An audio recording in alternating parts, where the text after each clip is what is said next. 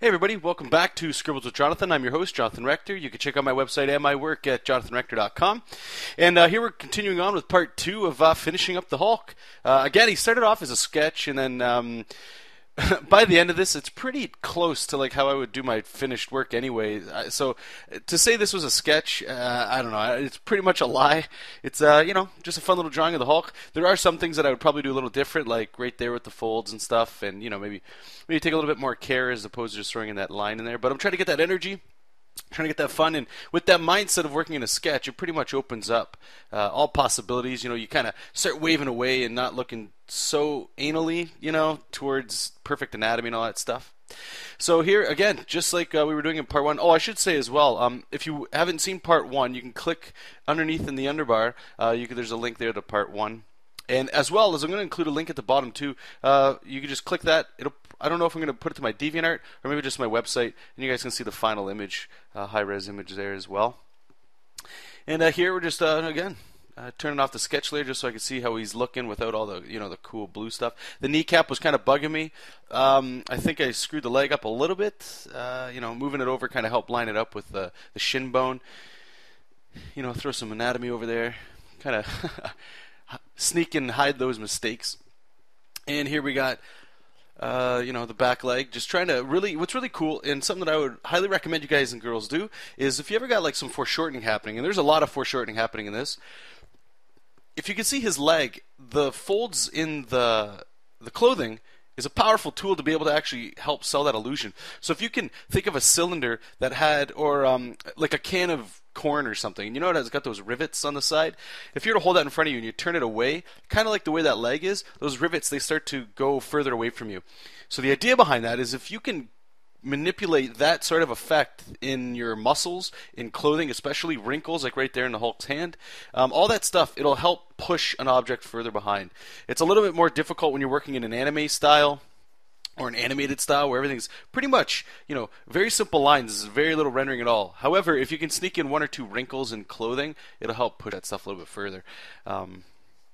Again, that's pretty much this whole thing with his hand, is if you can see the wrinkles underneath the fingers, all of it's getting pushed. Right there, the forearm looked really messed up, so I had to throw it to the other side. So his arm is a little bit more wacky than normal, but that was a problem I didn't address when I was tackling the first initial sketch. And I think, okay, so here we go. Turn it off the sketch layer, and now we're going to just start inking. Like I said, the previous video, I had already established to myself that the lighting was going to come from the top left. So everything else has to fall along that. So that means anything that's casting a cast shadow, that's got to come down to the right-hand side. You can see they're just starting to throw in some extra lines to get some stretches going with the neck, and I end up drawing all over it anyway. There's a lot of that I find if I don't do like an underdrawing first with some lighting, and I just kind of go into it, which I normally do, I end up spending a considerable amount of time throwing in some heavy blacks and then going over and redrawing it because I just filled it in with black. That's alright. And they're just pulling into the shadows again with the white. I've talked about this before as well. I'm a huge fan of this. I haven't really done it with traditional inks really, but drawing in black is what most of us do. If you're using an ink pen or something else, you're going to draw in black. But being able to draw in white is a huge boon. Like, you could get some really solid textures and effects that way. And since going digital, I mean, it's as easy as pressing a button to switch from black to white. It's quick. It's freedom. I can undo and all that good stuff. So you'll see me right here with the pecs. I got those double rendering in there. And what I'm doing is I'm just overlapping it with a white. And it makes it look a little bit more 3D, like it's popping up a little bit. And that's nothing new. I've seen people do that to death. But it's cool to be able to actually do that. And there, just working on the rendering. Here you'll see the rendering is actually wrong. I erased it all. It should curve. Everything's curving down like a cylinder again with those rivets going down. So it's all got to have a curve, like a proper shape to it. You can't just throw rendering in there willy-nilly. That's a lie. I guess you could. It depends on your style. If you want it to have it make a little bit more sense. I'm having trouble putting this together. If you want it to have a little bit more sense, just have it kind of rounding around the figure and going in the perspective that it should. And here just adding again more beefy lines and all that good stuff around your ribs. And I had to be a little careful because I know a lot of the left-hand side there is going to be covered in shadow. It's looking pretty good from here. Just zooming out, just try to sit back and take it in for a second just to see if anything's really, I'm not really liking it. And actually, after I had finished the drawing, one thing that I regret that I should have gone back and done or fixed or changed or anything like that is the Hulk's head. Ideally, I should have probably put like a little bit of a cast shadow, maybe his head going over his pecs a little bit. And here we go. This one, I was kind of dreading going into here to start working on the hand. Forgot to put in a sketch of the rock, so just toss that in there.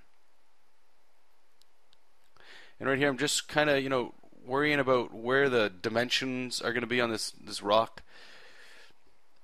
And I did this all on a separate layer, and as you can see, there's lines going into the Hulk. That's all cool and fine because no matter what, you can just do what I just did right there, just erase it, which makes it really simple, really easy. But yeah, I was kind of dreading doing this because there's a lot of perspective going in there, and there's all these cracks and stuff where his hands got to go in. So I started doing these lines, and then I think I go into the shading, but I don't know if I jumped right into it or if I waited a little bit, like try to put it off as much as I could. Try to get that courage to tackle something that you're not quite sure about down the road, so I can start adding some heavy blacks and shading, which I'm somewhat comfortable doing.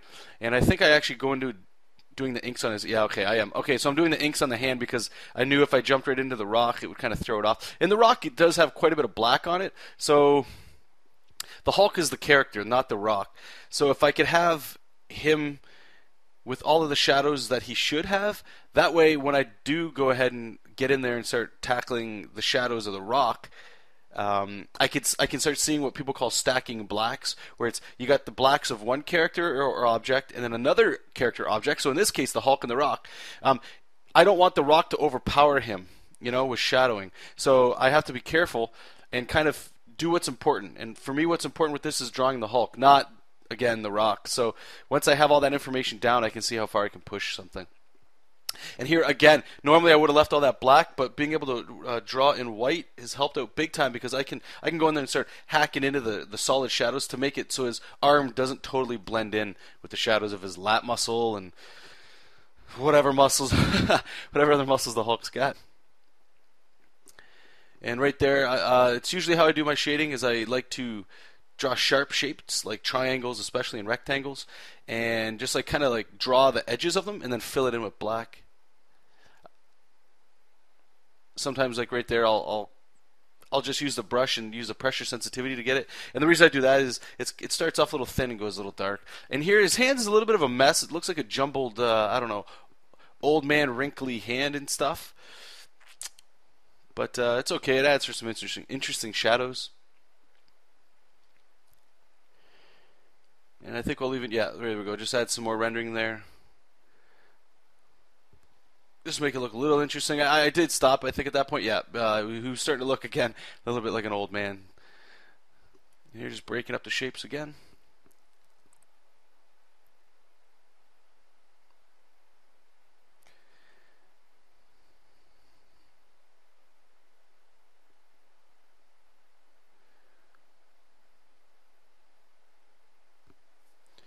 And again, like I was saying before, you want to have your rendering, or even lines in general, kind of going around the shape within the form. It'll help sell it that it's actually a rounded and in-space object. It's not just, hanging out. There again, adding in some extra white hatching. And the reason I did that opposing line there is if you could see on his forearm on the left there, all the shadows and the sharp lines are all going excuse me, from the left to the right, so it's kind of got a diagonal. So if I threw an opposing angle in there, it kind of helps give it a little extra motion, a little extra punch. So that's why I added that. And I mean, it could be a vein as well. It's not a huge deal. I remember I talked about in the first video, I didn't know if I was going to start adding more veins and stuff. I'm pretty sure I don't add really much anything else. I think the picture is starting to get a little muddy as is, so if I started adding all that in there, it's going to get, just lost. And this hand's pretty much caked in shadow as well. Just tossing in that black there.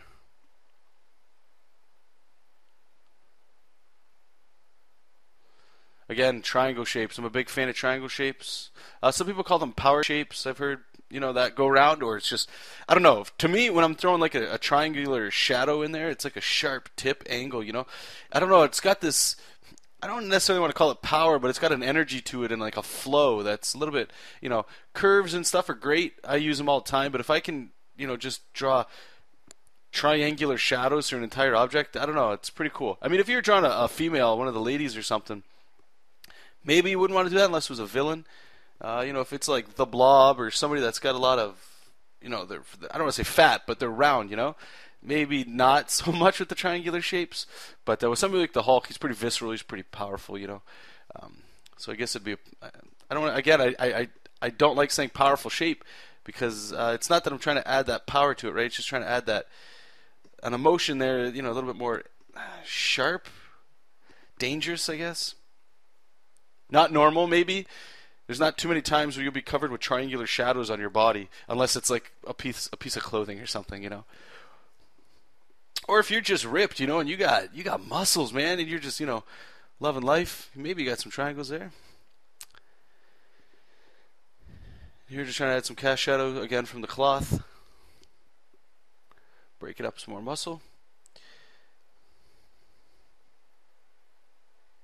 Rendering.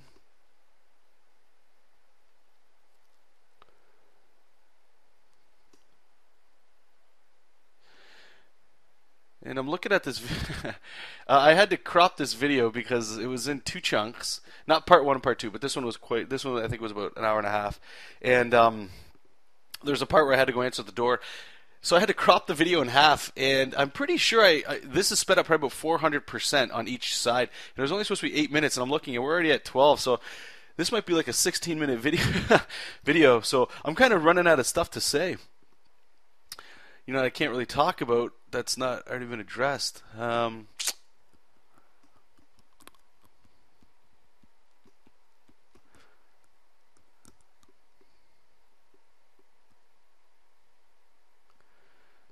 guess some of the things I'll talk about are probably what the hell videos that I'm going to try to get to for you guys.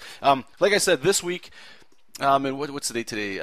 July 23rd. So sometime in that week, probably towards Thursday, Friday, I'm going to release a video, a thank you video to everybody that's gotten me to the subscribers that you guys have gotten me to. I mean, last time I checked, I think I'm at like 1,025, which is phenomenal.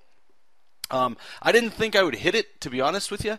But I do get comments from you guys and girls out there that are saying like, thank you.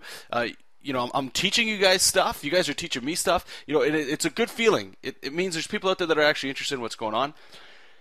So to give back again, I'm going to do a little contest for you guys. It'll involve giving away basically just free goodies and stuff. Art books, probably a couple mini comics here and there. Just thank you kind of thing to send it out there. So if you guys did want to help me, spread that word out. If you wanted to share, comment, whatever, like this video, all that stuff would be, awesome. I always appreciate any kind of help or support. And, for those of you out there, because I know there'll be a few of you, where it's like they don't want to give that information out because they want the prizes themselves, that's cool. One of the stipulations that will be on the contest thing will be you have to share my channel kind of stuff to get more people interested into it in order to count and all that good stuff. So if you guys wanted to get a head start on that, that'd be great. But I will release more information on that as well.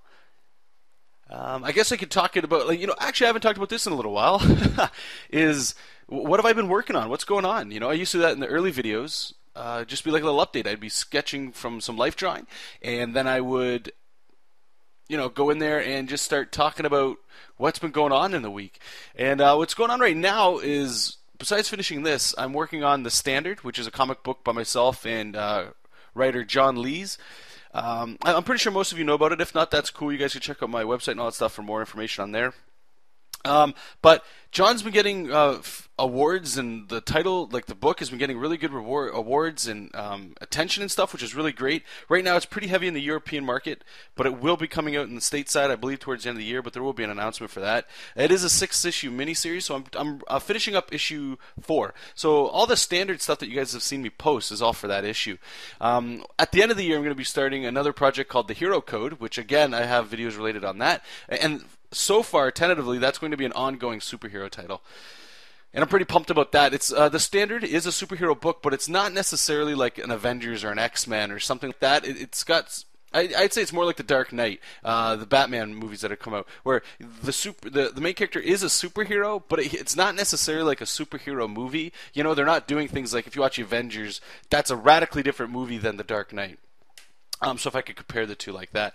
Other than that, I did reprint the Jessup King mini comic, and you guys can go to my website. You can click on store; it's available. I have artist editions available as well. For those of you that want that, what comes in the artist edition is obviously the mini comic, as well as a signed sketch, which is really cool. And next month, towards the end of next month, I'll have another mini comic coming out. It's a 24-pager called Drudge.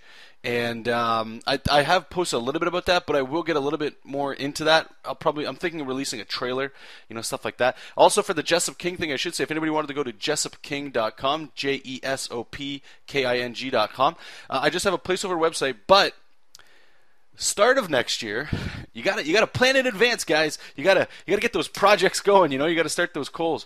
But early next year is when I want to start my first webcomic, and it'll be, I figured, what the hell, we'll go with Jessup King. I really enjoy that character, and I feel like I can get quite a bit of stuff done with him. So you guys can check that out. And I guess that's enough rambling on that front. And I guess too, I'll have more news coming out. But so far, this year at the New York Comic Con, I will be attending with a lot of the people from Comics Tribe to promote the Standard and other things. So if you guys are going to there, I'd love to see you down there. That'd be great. But yeah, okay, going back to the Hulk there, really quickly what I was doing is I made another layer, and I was getting really messy with the shading on the rock. But that way I could just go over and I could erase it. So I could freely ink over the Hulk, and without no worries or anything, I could just go down and erase over top of them. Here, this is probably one of the favorite things that I do when I draw, is always adding these chunky debris and stuff. It's just like rubble, and it adds motion to me. It adds like a little bit of extra, more kinetic energy. It's more, he picked up a giant frickin' rock from who knows where, probably about to throw it. Why not just start putting all this debris and rubble everywhere? It just makes it look a little bit, I don't know, like there's more happening, and it's quick and easy detail that makes it look a little bit more technical and complicated, I guess. Again, here just playing more with the rendering and the shading on there. And I believe now I'm going to make a new layer. And actually, if anybody could link to me, I've heard people talk about it, and I haven't had the time to check it out. There's a way apparently in Manga Studio where you can just do speed lines without actually doing what I'm doing, drawing. And I'd love to be able to check that out. So if you guys have a link to somebody that's talking about that, or a video on YouTube, please attach it to this video so other people can check it out as well. And I'd love to check it out. And here I'm just basically doing that, adding speed lines to the whole picture. More needless detail, I guess, but it gives it some motion, some more energy. Just makes it feel like there's more happening. Wow, 20-minute video. This is intense. I gotta be more aware next time I start doing recordings of how long it's going for. And if you guys are still with me, awesome. I mean, 20 minutes is a very long damn time to ask somebody to watch a video. Try to get these suckers down to about 10. I think we're about to wrap it up. I don't know what else there is. I just adding some more detail to break up the white around the Hulk's head. Again, more needless rendering everywhere. Adding some more debris and ripped up clothing and all that good stuff. More lines. Jeez. How many lines are we going to throw on this beast? These lines I actually think needed to be there. Just more cracks and stuff. Just add a little bit more debris. So there's the signature. So we're done. Thanks for stopping by and watching, you guys. Take care. Keep reading comics. Keep making comics. And we'll talk to you soon.